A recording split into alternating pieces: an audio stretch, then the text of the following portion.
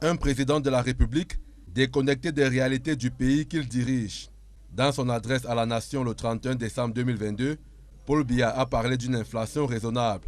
Et pourtant, à l'épreuve des faits, c'est tout le contraire.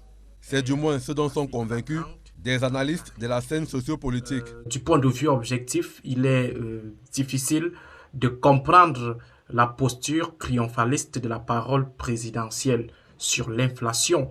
Il est difficile de trouver dans la hausse vertigineuse des prix en 2022 des éléments de satisfaction.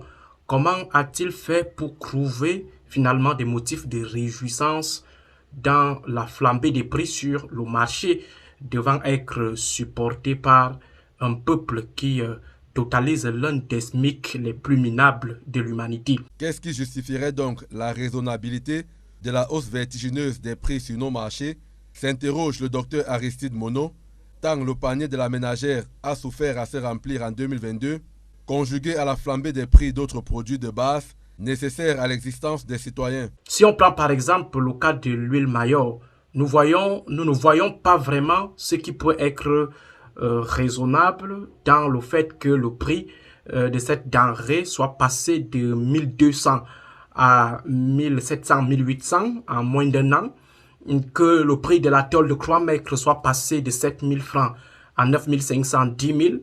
Il y a vraiment quoi de raisonnable dans cette hausse spectaculaire et parfois inexplicable parce que certains de ces produits, ma foi, n'ont rien à voir avec la guerre en Ukraine. Bref, le président nous doit encore beaucoup d'éclairage au sujet de la raisonnabilité de la hausse des prix en 2022.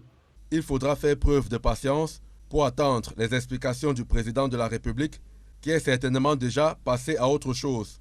2023 sera encore plus difficile selon les prévisions contenues dans la loi de finances pour l'exercice qui a démarré il y a quelques jours.